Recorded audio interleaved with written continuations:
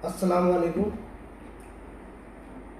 देखिए, पिछले जुम्मे के दिन बरेली के अंदर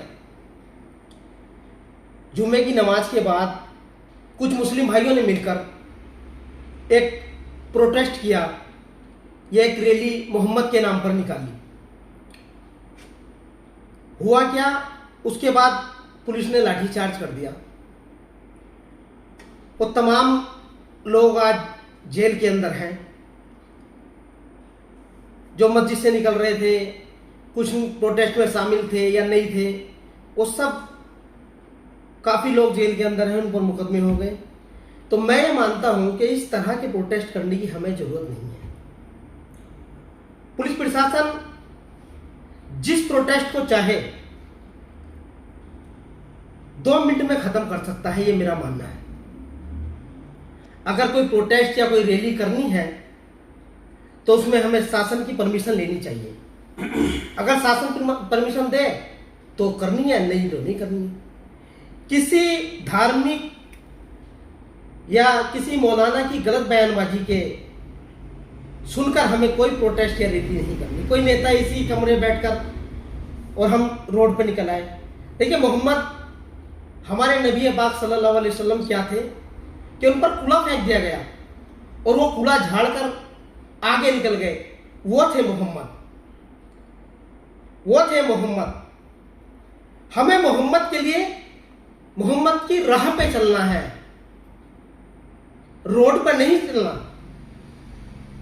हमें मोहम्मद की राह पे चलना है, मोहम्मद के लिए रोड पर नहीं निकलना। हमें जुलूस नहीं निकालने, क्योंकि बड़े बड़े प्रोटेस्ट पुलिस प्रशासन ने 2 मिनट में खत्म कर दिए। पुलिस प्रशासन जिस प्रोटेस्ट को चाहे चलने दे, जिस प्रोटेस्ट को चाहे ना चलने दे। नूरपुर एक कस्बा है जहां से मैं आता हूं, जिला बिजनौर के अंदर, उत्तर प्रदेश का। तो वहां आज तक कोई धार्मिक मामला सामने नहीं आया। उसका मेन कारण क्या है?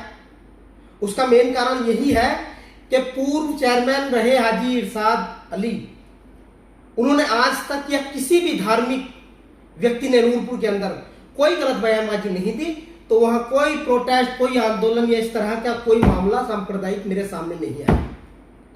और कई जगह ऐसा सुनने को मैं देख लेता हूं, नेता या कोई धार्मिक व्यक्ति गलत बयानबाजी कर देते हैं एसी के कमरों में बैठकर, और लोग सड़क पर निकल आते हैं। अगर करनी है तो नेताओं से कहो या उन मौलानाओं से कहो जो डिबेट में 5-5 हजार रुपए लेकर बैठे रहते हैं, उनसे कहो आगे चलो, आप हम आपके पीछे चलते हैं।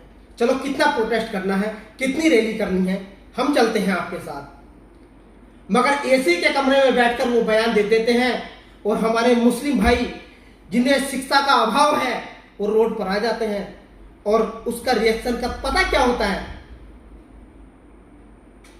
न जाने कितने बेगुनाह मुसलमान आज जेल के अंदर है, उनको कोई छुड़ाने वाला नहीं है, उनको कोई पूछने वाला नहीं है। आज कितने बेगुनाह मुस्लिम जाने अनजाने में